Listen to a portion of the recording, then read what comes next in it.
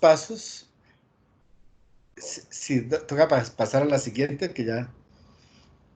conocer los pasos de la evaluación primaria y de la evaluación secundaria.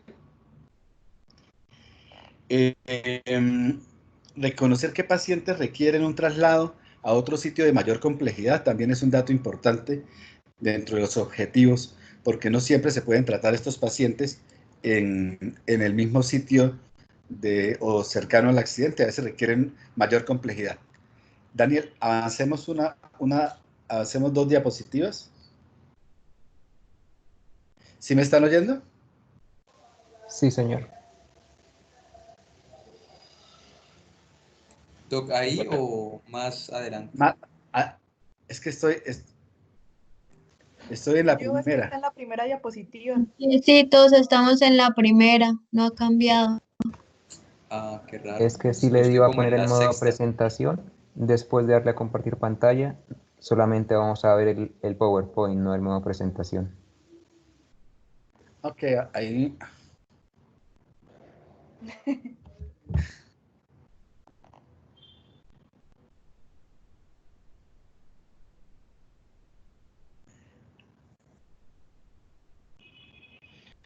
Bueno, mientras volvemos, sigamos hablando. Acá en Colombia, pues nosotros hasta ahora estamos en los esbozos de la atención prehospitalaria. Ustedes han visto que nosotros no tenemos como un centro regulador de urgencias adecuado que nos indique que hay pacientes que tuvieron trauma en algún sitio de la ciudad y que vienen hacia nosotros, que vienen hacia nosotros. Ustedes han visto que eso no existe acá en Colombia. Ustedes ven que los pacientes llegan o espontáneamente en automóviles, en taxis, o en ambulancias, pero uno no sabe que va a llegar un paciente. Entonces, eso siempre ha sido como una especie de sorpresa maligna, ¿sí?, de nosotros. Ahí está. Entonces, la de objetivos.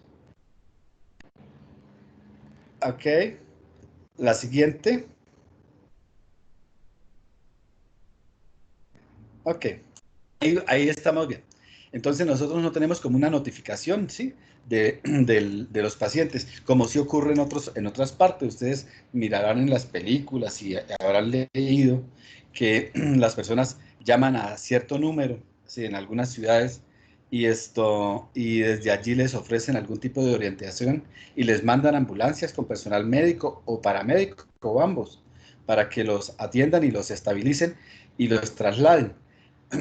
Existen varios modelos, ¿no? Nosotros nos seguimos como por el modelo americano, que consiste en ir al sitio del accidente, supuestamente debería pasar eso, identificar al paciente más crítico, estabilizarlo allí si lo requiere y trasladarlo. En Europa prefieren solo atenderlo muy en el sitio del accidente y después de eso sí trasladarlo. Los gringos prefieren estabilizar inicialmente lo más rápido posible y dentro del transporte a continuar con la reanimación. Los europeos prefieren en el sitio del accidente y después sí trasladarlo. Los dos tienen ventajas y también desventajas, también tienen buenos resultados y malos resultados. Nosotros no tenemos, hasta ahora estamos iniciando eso.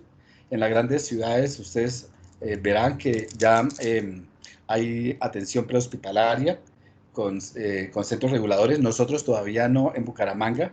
Aquí lo que hay es una especie de, ¿cómo se llama eso?, de rapiña por los pacientes que tienen politraumatismo, sobre todo los pacientes de SOAT, porque a las ambulancias les pagan bien este transporte, y entonces se presentan ahora varias ambulancias a recoger pacientes, pero no es porque el Estado lo tenga instaurado de esa forma. En Bogotá, en Medellín y Cali ya hay una especie de ayuda estatal donde van y lo rescatan a uno y lo llevan al sitio que le corresponde. Acá no, acá todavía sigue siendo, las ambulancias aparecen y lo llevan a uno al sitio que uno no quiere o donde no lo pueden atender bien. Entonces, eso pasa acá en Bucaramanga. Generalmente lo llevan a una clínica que pues atiende trauma, pero es la clínica que tal vez más ayuda económica le da a las ambulancias. Entonces, parece que ese es como el negocio. Nosotros, obviamente, eso así no debe ser. Aquí debería haber otro tipo de sistema, como está acá esbozado, ¿no? Que los pacientes pues tienen como una hora dorada donde se tienen que salvar, ¿sí? Donde les tienen que identificar las lesiones que les están poniendo en riesgo la vida y hacerles un triaje y un transporte adecuado a un sitio de atención, y este sitio de atención que tenga la notificación de que va a llegar el paciente.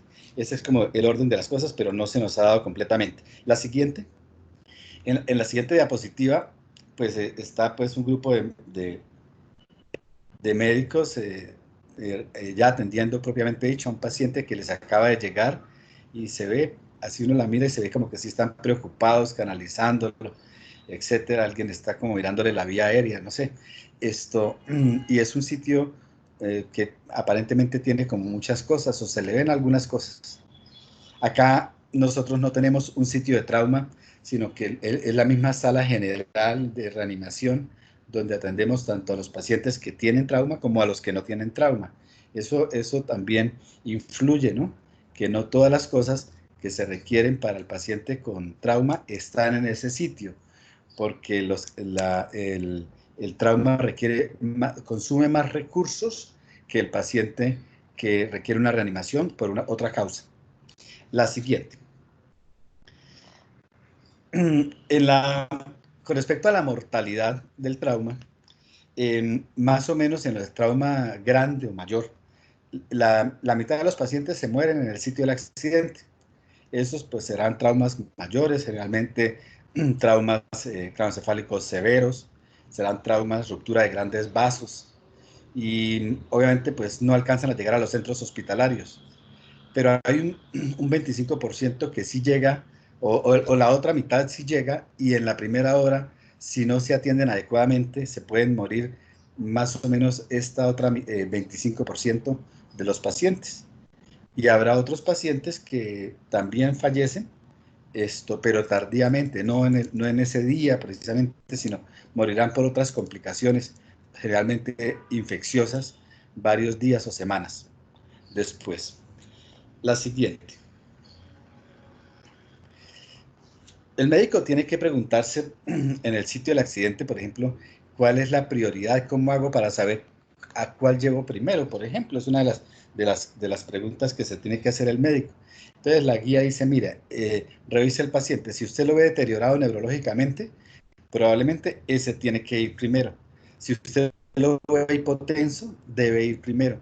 Si le ve que tiene una alteración del patrón respiratorio o bradimea o taquipnea, también debe ir primero.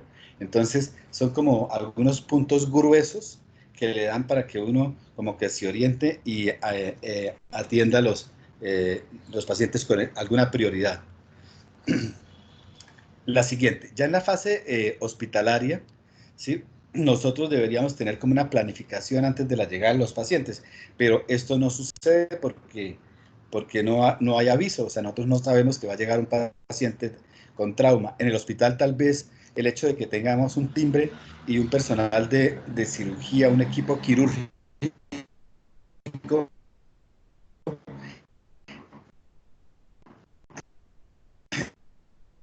o no sabemos, pero están dispuestos 24 horas del día para atender este tipo de pacientes, porque no ha habido otra forma de saber o la hora de llegada de un paciente grave, crítico por trauma. Las salas de reanimación deberían estar disponibles. A veces nos pasa que la sala de reanimación no está disponible, la hemos llenado de otros pacientes que ya fueron reanimados, que ya no deberían estar ahí, pero todavía no los hemos sacado. O sea, no existe como esa rotación de pacientes en estas salas, y debería haber la disponibilidad permanente de uno o más cubículos para reanimar pacientes en las salas como la de monitores del hospital, por ejemplo. Debemos tener pues un equipo de vía aérea adecuado, porque algunos pacientes requieren no solo la intubación orotraqueal, sino a veces requieren otro tipo de procedimientos. También debe haber, obviamente, todo el equipamiento de un carro de paro que tenga, pues, cristaloides. También, pues, que tengamos el acceso a pedir ayudas a otros especialistas, neurocirujanos, cirujanos generales, ¿sí? Aquí no hay cirujanos de trauma, que era lo otro que nos hace falta. Entonces, como no está contemplado, pues la especialidad no existe. En los servicios de urgencia americanos, los cirujanos de urgencias son cirujanos de trauma, no cirujanos generales. Entonces, eso también marca una diferencia. También, pues, a veces carecemos de las medidas de protección para riesgos biológicos y tenemos que atenderlos con las medidas necesarias para que no nos infectemos nosotros o tengamos algún tipo de contacto con alguna sustancia extraña que nos pueda hasta intoxicar. La siguiente. Nosotros, bueno, lo que la guía nos dice es que debemos tener como dos especies de instancias médicas. Una es la valoración primaria, ¿sí? Y hay otra que se llamará valoración secundaria. En la valoración primaria, es como el ABCDE de la reanimación, porque es un paciente que va a llegar y va a requerir que lo reanimemos, porque se está muriendo, hay lesiones en diferentes sitios que lo pueden estar matando. A eso hace referencia la valoración primaria, que iniciemos una reanimación, que le demos prioridad a este tipo de lesiones basadas en la alteración de los signos vitales y de la mecánica, por ejemplo, ventilatoria, etcétera, del paciente. Y nos invita a que volvamos al abecedario normal, como lo conocemos, del ABCDE. Ustedes ven acá que aparecen las letras en orden alfabético, no como en la reanimación de los pacientes que no tienen trauma, que tiene un orden diferente, que es el CAB, y solo son 3 letras. Aquí son 5 letras, porque contemplan otras cosas adicionales.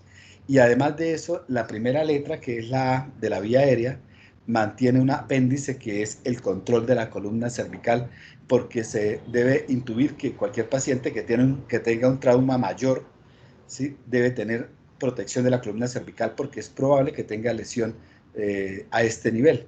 Entonces, hasta que no se demuestre que no la tiene, deberíamos protegérsela. Esa es como otra de las cosas que no tiene la reanimación de los pacientes que no tienen trauma. Pasemos a la siguiente y vamos a desglosarlas una a una las letras de este ABCDE. En la letra A, que es la vía aérea del control de la columna cervical, tal vez la anterior, ahí, no, el médico se tiene que preguntar si, bueno, esa vía aérea de ese paciente es permeable o no. Entonces, a grosso modo, pues, si un paciente habla, pues tiene una vía aérea permeable, ¿no? Si tiene alterado el estado de la conciencia de una forma profunda que le impida mantener la vía aérea, pues también requerirá alguna intervención adicional para poderla sostener. Por ejemplo, ahí ponen como referencia el Glasgow, la maniobra de elevación del mentón y de tracción mandibular para que el paciente pueda ingresar mejor el aire a su vía aérea y la lengua que obstruye usualmente la vía aérea superior sea rechazada hacia adelante para facilitar el ingreso del aire. O el paciente definitivamente requiere una vía aérea definitiva. Esas como las preguntas que el médico se tiene que hacer y con su evaluación clínica pues se va a dar cuenta si requiere o no una vía aérea definitiva. En la siguiente diapositiva pues está como la maniobra esta del mentón, de la elevación del mentón y del paciente para ver si puede ventilar de una buena forma. En la siguiente diapositiva va a aparecer que no debemos olvidar el collar cervical. Collar cervical en los pacientes, no solo para el transporte, sino en la zona de atención, hasta que no demostremos que el paciente no tiene un trauma a este nivel, debe conservarse el collar cervical. Entonces, esa es lo que el médico debe hacer con respecto a la vía aérea. Con respecto a la respiración y ventilación, habrá que mirar algunas lesiones que son potencialmente mortales. para que el médico las identifique y las pueda corregir. Entonces vamos a poner ese primer ejemplo, que es un neumotórax a tensión. Ustedes ven que el pulmón izquierdo está totalmente colapsado hacia el ilio pulmonar y hay desviación de la línea media desde la izquierda hacia la derecha. Probablemente este paciente debe estar muy mal porque la circulación de retorno también estaría afectada y obviamente la ventilación estaría comprometida, la respiración y la ventilación de ese paciente. Entonces, si el médico identifica por clínica, por ejemplo, ¿sí? O por una imagen, que el paciente tiene un tipo de lesión la clínica de estos pacientes, pues obviamente ustedes se imaginarán, es un paciente que va a tener pues dificultad para respirar, ¿no? Va a tener hipoventilación de ese campo, hiperresonoridad del campo afectado. Esto va a tener ingurgitación yugular, taquipnea y probablemente el paciente requiere una descompresión de ese neumotórax a tensión o de un tubo a tórax, ¿sí? Probablemente para el médico general sea más fácil meterle una aguja. En esta oportunidad la guía recomienda que hay un sitio diferente al que conocíamos, que era el segundo espacio intercostal con línea medioclavicular, y podíamos escoger también el quinto espacio intercostal con línea axilar media.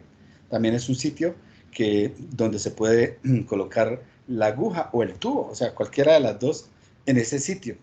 Entonces es como otra posibilidad para el médico hacer una descompresión. La siguiente, también hay unas lesiones que en este caso es por sangrado, que se conoce como hemotórax masivo, en el cual pues, va a tener también una clínica también florida de ingurgitación yugular, taquipnea. Aquí va a haber hipotensión también como en el anterior, va a haber obviamente la frialdad de mal llenado capilar, y la auscultación va a haber ausencia de los ruidos respiratorios del lado comprometido, la matidez de esa zona. También hay colapso de los vasos de retorno venoso y la precarga se va a deteriorar o a dañar, y esto pone en serias dificultades al paciente desde el punto de vista hemodinámico. Entonces, pues obviamente la descompresión de este hemotórax con una toracostomía de ese lado, en este caso, pues el lado izquierdo, probablemente sea la medida salvadora de ese paciente. Entonces es como la otra letra que vemos, la otra posibilidad dentro de la misma letra. Sigamos, en la siguiente aparece un neumotórax abierto, que es una lesión de la pared del tórax, una herida que por su gran tamaño, que va a ser como más de 2/3 del diámetro de la tráquea, hace que durante el esfuerzo inspiratorio que se crea presión negativa en la pared del tórax, el aire no ingrese por la vía aérea superior, sino que ingrese a través de la herida, o sea, esa herida soplante, que el aire va a ingresar por la herida y va a salir por la herida. Obviamente al hacer esto, pues el aire va a quedar atrapado en el espacio pleural y no va a haber hematosis, o sea, no va a haber intercambio de gaseoso porque el aire va a entrar por un sitio no adecuado, no por la vía aérea superior como debería ser, sino entra directamente por la pared del tórax. Entonces es un paciente que también debe estar muy crítico y que el médico debe identificar este tipo de lesión cuando es soplante y recomiendan, pues obviamente la medida sería colocarle un tubo a tórax también a este paciente. La medida más elemental sería hacerle un parche en C, ¿sí? Los que ustedes oyeron, un parche de 3 lados, dejando un lado abierto para permitir que el aire salga, pero que no entre. Eso es como una de las recomendaciones para los primeros niveles de complejidad. Ya en un segundo o tercer nivel, obviamente el tubatórax es la salvación de este tipo de pacientes. Pasemos a la siguiente. Vamos a encontrar otra lesión que también puede ser mortal y es el tórax inestable. Este consiste en que hay fracturas múltiples, 2 o más fracturas en 2 o más cuerpos costales contiguos. Entonces, esas polifracturas de un segmento de la pared del tórax hacen que se mueva de otra forma la pared durante la inspiración y la expiración. y entonces el paciente no deje de participar en la hematosis, esta parte de la pared del tórax, o sea, no hay adecuado intercambio gaseoso, y además el severo dolor que esto produce hace que el paciente hipoventile porque el dolor le limita la inspiración, y esto aumenta el deterioro de intercambio gaseoso y la hipopnea, y hacen hipercapnia, y probablemente también tengan una contusión pulmonar debajo de esto, porque no solo uno se fractura, sino que también esas fracturas a veces causan neumotoras, contusiones pulmonares, que agravarían el neumotoras, y probablemente la analgesia, y posteriormente, si el paciente lo requiere porque está, pues obviamente inestable, requerirá probablemente intubación orotraqueal para sostener esta pared con presión positiva distendida y no se colapse paradójicamente durante los movimientos de inspiración-expiración. Con respecto a la letra C del ABCDE que estamos hablando, pues habla de la circulación y el control de la hemorragia. Entonces, el médico debe considerar acá cuál es qué cantidad de volumen sanguíneo está perdiendo el paciente o ha perdido. ¿Sí? Debe mirar por las constantes vitales si el gasto cardíaco es adecuado o no, y mirar en dónde está el sangrado. Son como los sitios, las cosas que el médico debe mirar. Habrá sangrados externos, ¿sí? Bueno, es la siguiente. En la siguiente, bueno, esta tal vez correspondía un poquito antes, era la evaluación clínica y radiológica de un paciente con trauma torácico cerrado, ¿no? Que a veces se logra hacer, y las lesiones del mediastino con mediastino ancho hacen pensar en lesiones de la aorta, ¿sí? O la contusión miocárdica, ¿no? También. Y que requieren muchas veces de eso cirugía o estudios adicionales como el ecocardiograma. Las fracturas costales de la primera y segunda costilla, entonces también evaluar lesión cervical o vascular a este nivel. El neumotórax, el tórax inestable, que requiere ventilación mecánica, o las fracturas bajas de las costillas que a veces producen lesión hepática o esplénica, ¿no? Y también el hemotórax. Entonces, la evaluación de esto por imágenes. La siguiente. Con respecto a los sitios de sangrado, pues obviamente si el sangrado es externo, pues el médico lo va a ver, entonces va a ver dónde estará la sangre, pues estará en la camilla, estará con el paciente, estará en el piso, ¿sí? Entonces es visible. Entonces este tipo de sangrados, el médico tiene que tratar de hacerle compresión o torniquete. Actualmente en las extremidades se está aceptando que si la herida, el sangrado es mayor y pone en riesgo la vida del paciente, es mejor hacerle un torniquete y llevarlo a un sitio donde lo puedan evaluar, porque nos estábamos quedando como paralizados con esos sangrados y la compresión a veces no era suficiente para disminuir el sangrado, y los pacientes se nos estaban muriendo del sangrado, pero con la extremidad completa. Ahora se pretende que no, que es mejor arriesgar la extremidad y hacerle un torniquete y derivarlo a un sitio donde le puedan manejar esta lesión vascular y salvar al paciente. No importa que de pronto la extremidad tenga algún tipo de lesión o incluso se llegue a perder, pero la vida del paciente se va a salvar. Entonces es como un cambio que le hicieron para darnos un poquito más de libertad, porque nos tenían como un poco amarrados con este tipo de lesiones donde no les estábamos haciendo, además de la compresión, nada adicional. A veces el sangrado está en la parte interna, entonces el médico tiene que preguntarse, bueno, ¿y dónde está? Entonces, el sangrado solo puede estar o en el tórax, o en el abdomen, o en el retroperitoneo, o en las extremidades, en las fracturas de los huesos largos, como el fémur, por ejemplo, que un fémur puede sangrar, una fractura diaficiaria puede sangrar hasta 1500 mililitros. Entonces, con 2 fémur fracturados, un paciente se puede inestabilizar hemodinámicamente. Obviamente en el tórax, en los espacios pleurales también, en la cavidad abdominal, en el retroperitoneo, que son a veces tan difíciles, también se encuentran este tipo de lesiones, de sangrados. La siguiente. La clínica de un paciente con un sangrado, pues, importante, ¿no? Es la alteración de su estado de conciencia. Generalmente ustedes van a ver pacientes pálidos, diaforéticos, que aparte de que están hipotensos, estarán obnubilados, confusos, agitados, ¿sí? Y eso hace pensar que el paciente está mal perfundido sus órganos vitales, principalmente el cerebro, y que debe ser por un sangrado, porque es un trauma. Obviamente la alteración de la perfusión, ¿no? La palidez, etcétera, también sea otro de los hallazgos que nosotros busquemos. Bueno, discúlpenme la voz que está como débil, pero también esto es parte como de la evolución de la enfermedad. El pulso rápido y débil del paciente también nos hace pensar que el paciente ha perdido volumen y que debe haber algún sitio donde, si no es visible, pues debemos buscarlo. La siguiente.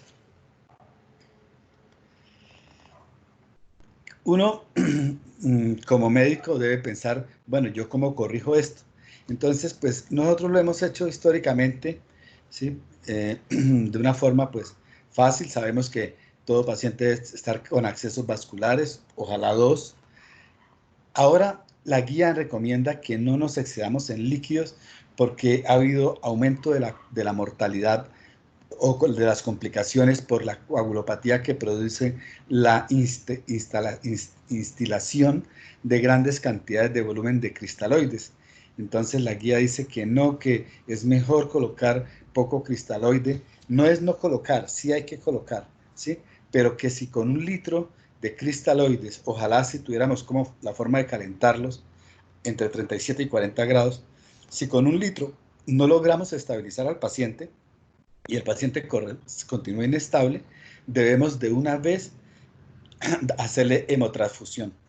Entonces, ustedes han visto en el hospital el paquete ese de trauma, donde se aplican glóbulos rojos, plasma y plaquetas a estos pacientes, porque la hemodilución con cristaloides ha empeorado el pronóstico. Y hay otra cosa nueva, aparte de esto, y es el uso del ácido tranexámico cuando el trauma es reciente, por lo menos no mayor de 3 horas. Esto también disminuye la coagulopatía y también disminuye el sangrado. Entonces se acepta la aplicación de una ampolla de ácido tranexámico intravenoso a este tipo de pacientes. En esta diapositiva que acaba de poner, hay pues la clasificación antigua del trauma, ¿no? De acuerdo al sangrado. Entonces recuerden que cuando un sangrado está del 15%, o sea, menor de 750, se considera como grado 1, y así progresivamente del 15 al 30, grado 2, 30 al 40, grado 3, y más del 40, grado 4.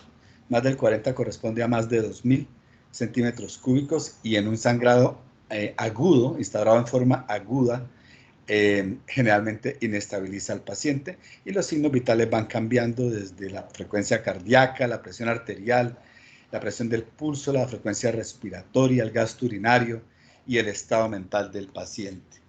También, pues, se ve alterado. La siguiente. Entonces, el médico debe identificar el shock hemorrágico de estos pacientes, basados pues obviamente en su clínica, en la cantidad de sangrado calculado, detenerlos si es posible, usar los cristaloides, como ya lo habíamos dicho, para adultos 1 litro, para niños 20 mililitros por kilo, administrar glóbulos rojos, plasma y plaquetas en los pacientes que tengan sangrados grado 3 y 4, hacerles obviamente el monitoreo clínico y el monitoreo hemodinámico y los gases arteriales de estos pacientes.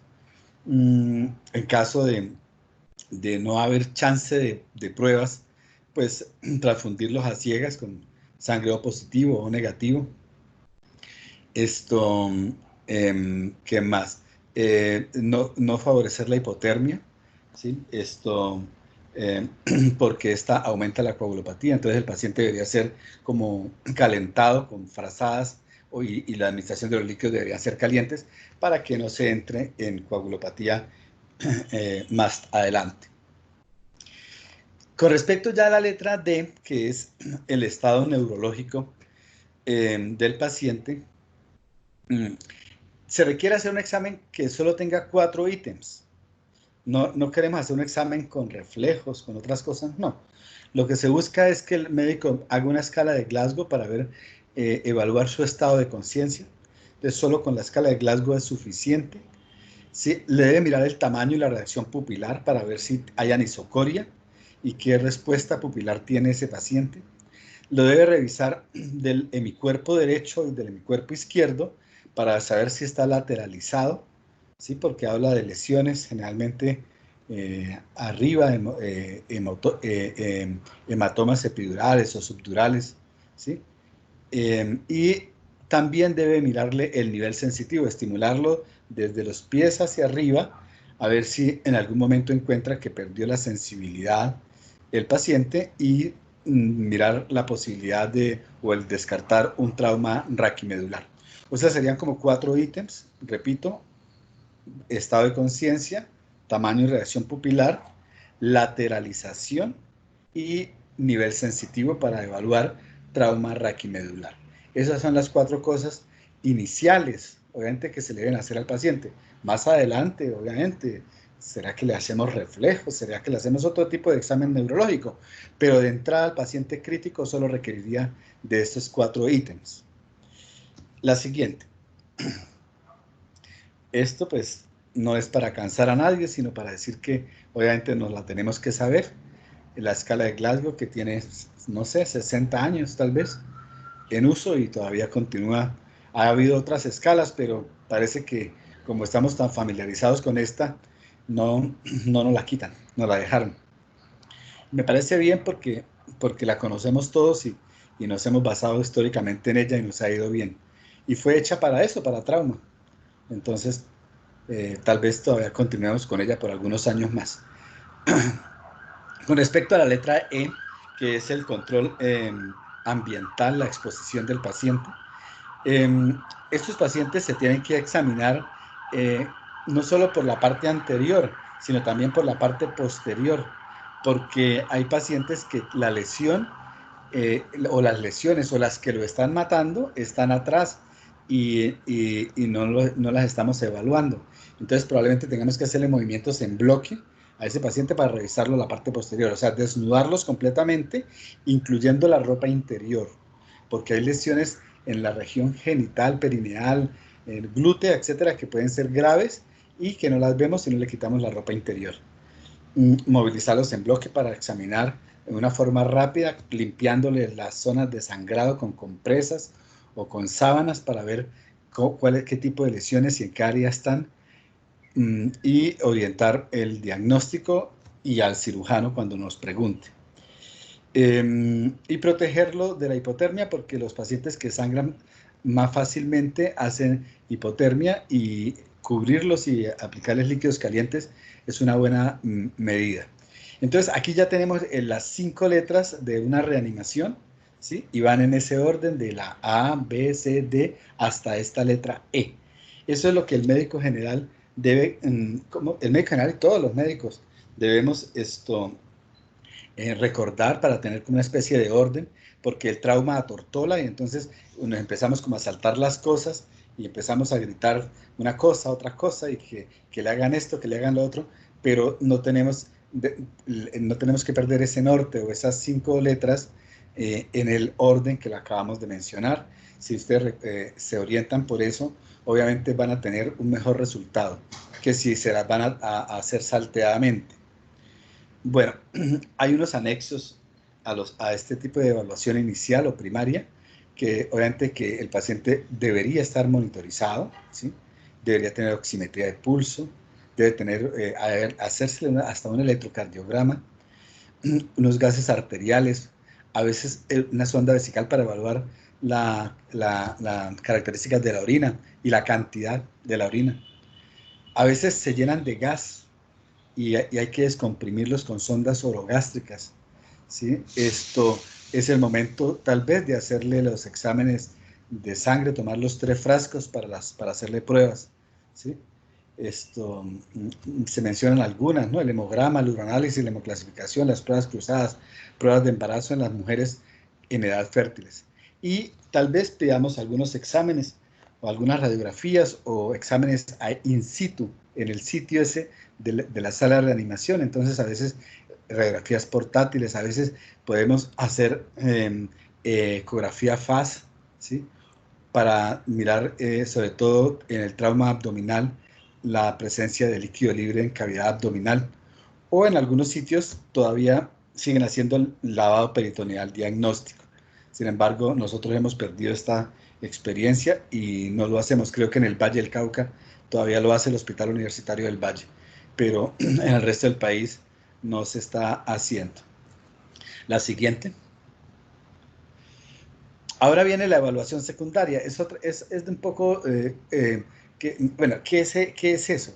Pues uno debe evaluar más allá de lo que hemos hecho cuando el paciente se ha salvado. Entonces, para hacer una evaluación secundaria, nosotros debemos haberlo reanimado primariamente y haberlo salvado. Haber completado todas las 5 letras, estas, y el paciente estar estable hemodinámicamente para poder hacer, pues, otras cosas, como las siguientes.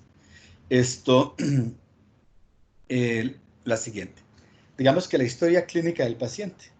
Entonces, la historia clínica del paciente, pues es cuando ya nosotros nos vamos a sentar a llenarnos de datos, de otros datos que no conocemos, pero el paciente ya fue reanimado, ya fueron corregidas las lesiones potencialmente mortales. Obviamente sin descuidar que el paciente se puede inestabilizar durante este periodo, ¿no? Entonces, a veces saber qué medicamentos toma, si es alérgico a algo, es importante. Saber si está o no está embarazada. Lo de la última comida, yo no sé por qué lo dejan todavía allí, pero bueno, nadie se accidenta con el estómago vacío, es muy raro. Casi todo el mundo ha comido. Sí, tendría que caerse uno tener un accidente como a las 4 de la mañana, ¿sí? Que nadie ha comido nada, y entonces como difícil. Y si hay cosas medioambientales asociadas, porque a veces puede ser que haya estado en una parte con tóxicos, etcétera, y tengamos que saber sobre eso. Y también la cinética del accidente, ¿no? Porque nosotros casi que nunca averiguamos de esto y es muy importante que el médico sepa algunas cosas del accidente. Por ejemplo, en los accidentes bueno, un accidente por una caída libre, saber cuántos metros fueron, ¿no? Porque no es lo mismo caerse, no sé, 50, 100 centímetros para un adulto que caerse 4 metros en caída libre, que es un trauma mayor. Entonces, saber cosas de ese tipo, o si es un accidente de tránsito, por ejemplo, saber que el carro, si el paciente llevaba o no el cinturón, si el carro tenía airbag, si el airbag se funcionó, si fue expelido del carro fuera de él, si hubo muertos, el que estaba al lado se murió, por ejemplo, habla de que el trauma fue un trauma considerable. Si el carro dio botes, ¿sí? No trompos, sino botes, también es importante. ¿Por qué lado fue el golpe? ¿De frente, detrás, de lado? ¿Qué tanto se hundieron las latas? El hundimiento de más de 50 centímetros del lado lateral habla de traumas mayores. Entonces, todo este tipo de cosas, incluso a veces hasta preguntar qué tanto se dañó el carro, porque cuando dicen, no, el carro quedó inservible, daño total, entonces uno dice, pero entonces el golpe fue muy fuerte, ¿sí? Entonces, esa cinética se tuvo que haber transmitido hacia los ocupantes. Entonces, de eso hace referencia a esos datos que también deberíamos como consignar en la historia. La siguiente. Y obviamente nosotros debemos hacer un examen ahora topográfico, porque nosotros no le hemos hecho examen físico al paciente, lo hemos reanimado, hemos corregido puntualmente algunas lesiones de sus órganos vitales, pero no le hemos hecho un examen topográfico. Entonces es el momento de mirarle la cabeza, heridas del cuero cabelludo, a veces sangran y sangran y sangran y sangran y sangran y hay que ahorcarlas con una sutura, ¿sí? Porque estos vasos a veces han llegado a tener sangrados profusos. ¿Sí? A veces uno le puede meter el dedo a la herida y encuentra una fractura y dice está fracturado, está deprimido, ¿sí? Entonces nos da una idea de que además tiene un trauma, ¿sí? Craneoencefálico probablemente y tengamos que hacerle una imagen adecuada. Debemos mirarle el marco orbitario, la pirámide nasal, mirarle si tiene hematomas acá en la región retroauricular, recuerden, el signo de mapache, de los hematomas de las fracturas de base de cráneo, ¿sí? La posibilidad de la fractura dentoalveolar del lefor 1, cuando le metemos los dedos y tiene la parte dentoalveolar superior floja, ¿sí?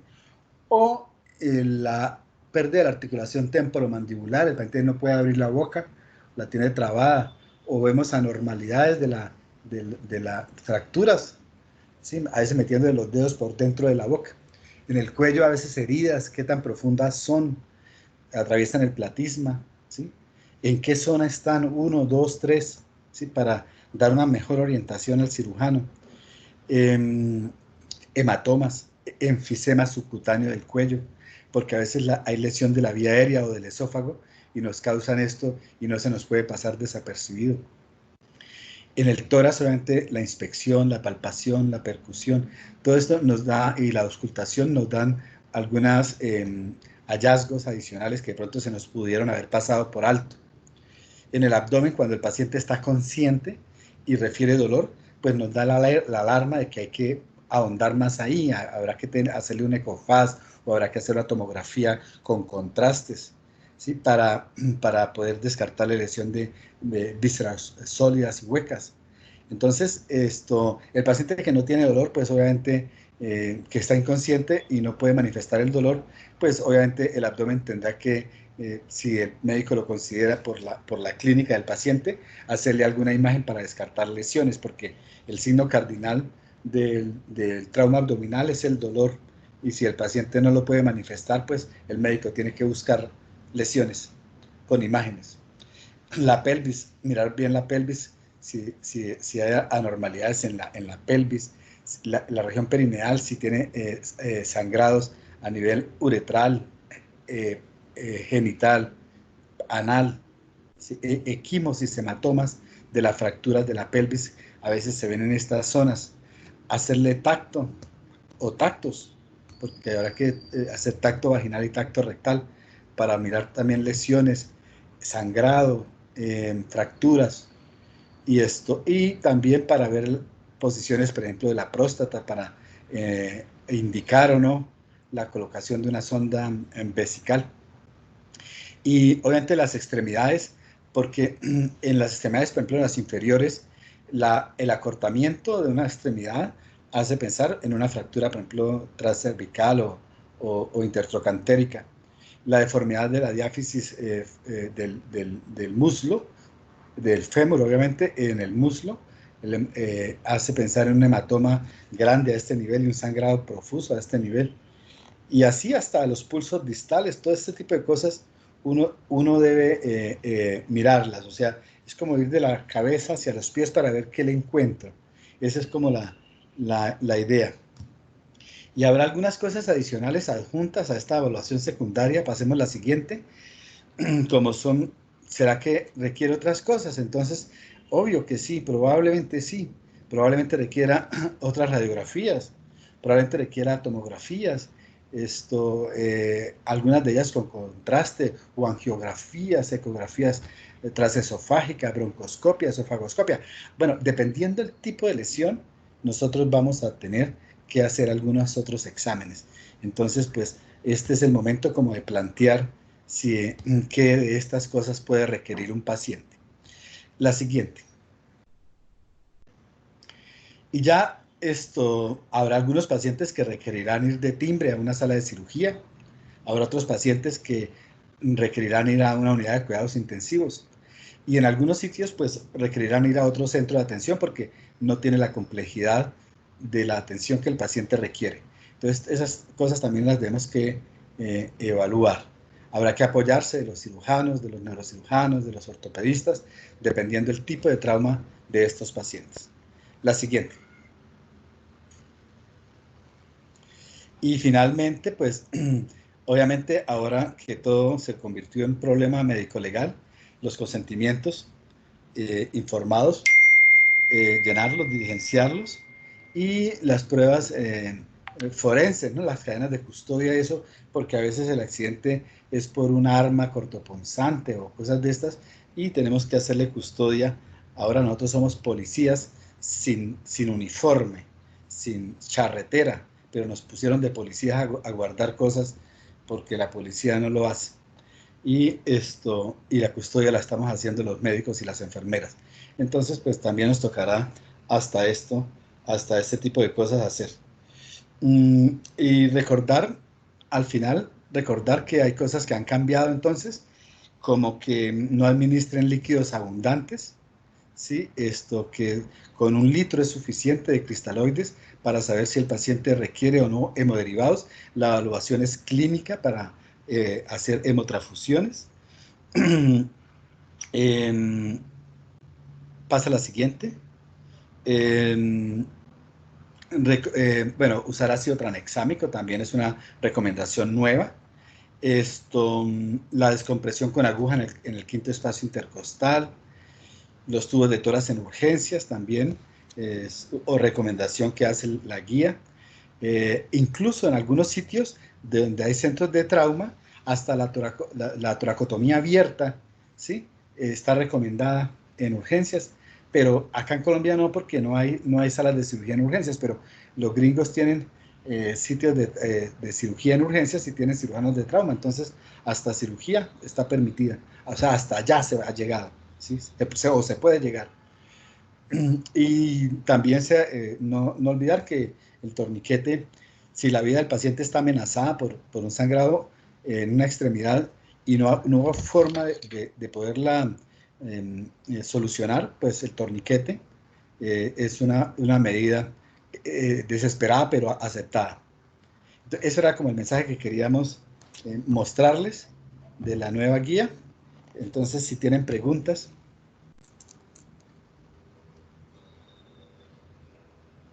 Doctor, yo tengo una pregunta. Sí. Después de yo administrar el bolo del litro, digamos que yo no tenga disponible para hacerle transfusión al paciente, yo podría utilizar vasopresores como la norepinefrina. Sí, sí se puede. Sí se puede. Sin embargo, recuerden que los vasopresores actúan muy bien cuando se ha restaurado la volemia, ¿no? No cuando el paciente le falta volemia. Entonces, en caso de que no se tenga el derivado, el hemodiderivado, probablemente en ese paciente sería mejor colocarle más líquido, ¿sí? Y que solo vasopresor, porque el vasopresor puede empeorar digamos, un paciente mal perfundido con vasopresores, las resistencias vasculares sistémicas van a estar más comprometidas. Recuerden la vasoconstricción fisiológica a la pérdida aguda de sangre, que ahora es empeorada por un vasopresor. Entonces, ese riesgo de la posibilidad de pérdida de la extremidad puede ser factible. Entonces, tal vez tendría que hacerle una restauración de volumen más adecuada, con más cristaloides a la antigua, y después sí vasopresores. Listo, doctor, gracias. Yo tengo una pregunta. Sí. El paquete de transfusión está en todos lados, el mismo paquete de 6 glóbulos rojos, 6 plaquetas y 6 de plasma, Pues, o uno tiene que pedirlo individual. No necesariamente son 6, digamos que puede ser 4 glóbulos rojos, 4 plasma y un cup de plaquetas, por ejemplo, ¿sí? Pero sí debería ser todo al tiempo, porque es que en los sangrados se pierde glóbulos rojos, se pierden factores de la coagulación y se pierden plaquetas. Entonces, lo que se busca es como restaurar esas 3 cosas que son las que se pierden en los sangrados mayores. Y uno lo pide como paquete de transfusión, o debe pedir cada cosa individual. Pues mira, los hospitales, algunos ya tienen normatizado como el hospital universitario, donde hay el paquete de trauma, entonces se maneja todo al tiempo, ¿sí? Pero en las clínicas, por ejemplo, donde yo trabajo, uno pide por individual todo, ¿sí? Tantas unidades de glóbulos, de cubos de plaquetas y tantas de plasma, ¿sí? Eso es como lo tengan institucionalizado. El hospital lo tiene mejor porque no se tiene que hacer sino un solo pedido de paquete de trauma. Listo, gracias. Doc, yo también tengo una pregunta sobre el manejo con líquidos inicial. Entonces, después de esa reanimación inicial con cristaloides de hasta 1000 cc, pues yo puedo tener una respuesta rápida a ese vuelo inicial, una respuesta intermedia o digamos que una respuesta mínima. En el caso de la respuesta mínima o moderada, pues claramente, digamos, uno pensaría en de una vez arrancar con una transfusión de hemoderivados. Mi pregunta es si en una respuesta rápida a un paciente que se mejoró, pues yo podría, digamos, optar, como usted dijo, por la evaluación clínica en seguir con cristaloides, pero estos pacientes de alguna forma también se beneficiarían de una transfusión, pues por el contexto de un trauma. Pero tal vez no, porque probablemente entonces el sangrado no fue mayor, o sea, probablemente tienen digamos que en la escala de shock probablemente tendrían menos de, digamos que estaría un grado 1 o grado 2, ¿sí? Pero todos los pacientes que tienen grado 3 y grado 4 se inestabilizan, todos, el 100%. Entonces no pueden estar, ¿sí? Solo los estabilizan los que están en 1 a 2, ¿sí? Los demás todos se inestabilizan. Entonces, en ese caso, continúo con cristaloides sin problema. Sí, exacto, sí, porque probablemente el sangrado no requiere otra función. Ok.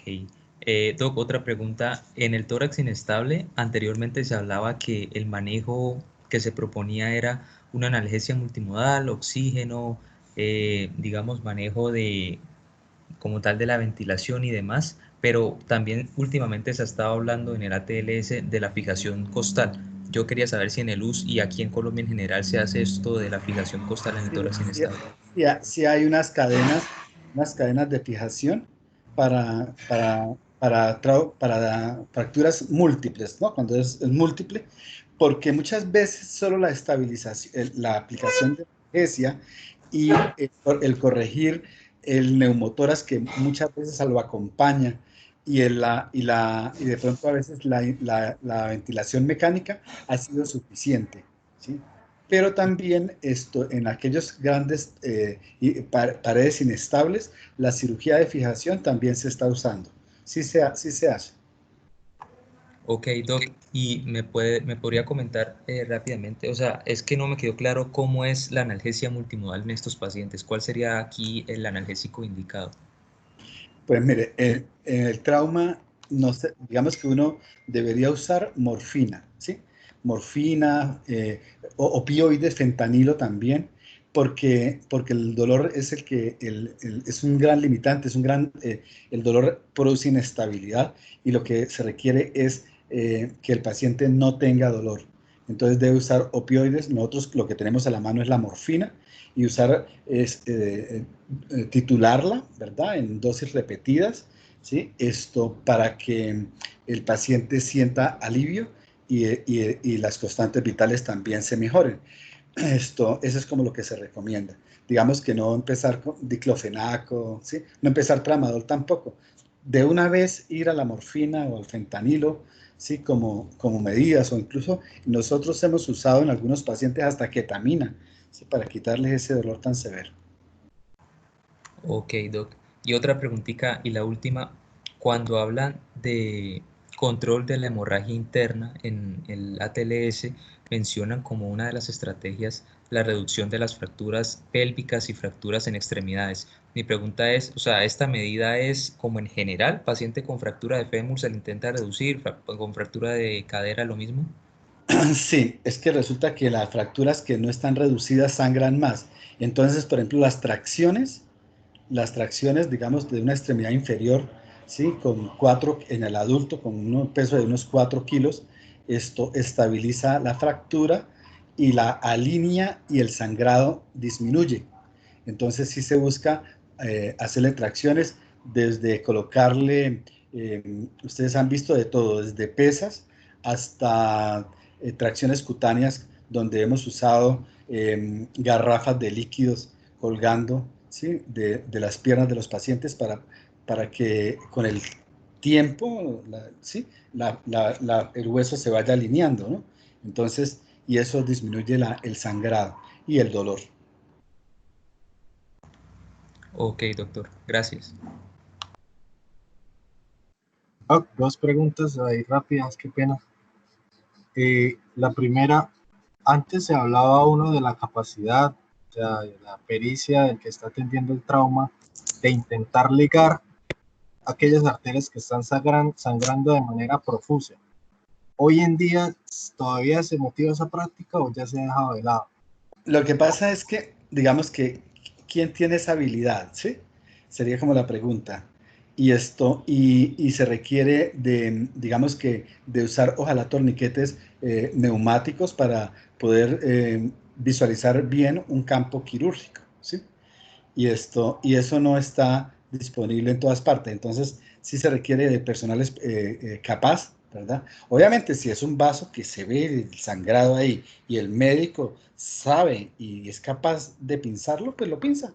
Eso digamos que no es un delito, es un acto médico, ¿sí? Y el médico puede hacerlo, porque lo que pasa es que es difícil buscar entre unos músculos una arteria sangrante, ¿sí? Es tal vez lo que no es fácil y tal vez no se indica. Entonces, o no ver el cabo donde está sangrando, ¿verdad?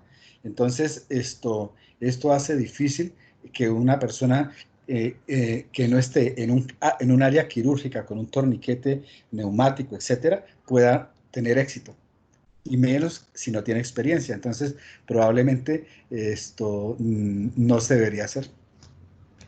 Porque le puede causar más daño, ¿no? Vale, listo, gracias. Bueno, la otra también hay esto. Es que es más como en el escenario de nosotros que muchos vamos a de pronto trabajar en un segundo o primer nivel. ¿Cómo sería, cómo debería ir el paciente? Obviamente tenemos que remitirlo, pero ¿cómo debería estar el paciente entregarlo? ¿Cómo deberíamos entregarlo? ¿Con analgesia, con líquidos ya instaurados, con ambos accesos? Todo eso ya debe estar Sí, cuando nosotros sí, vayamos a entregar. sí. Los pacientes tienen que ser estabilizados, incluso si requieren vía aérea, ¿sí? O sea, porque no puede, o sea, lo que se tiene que minimizar es el riesgo de complicaciones o muerte en el traslado. Eso es lo que le corresponde al médico general.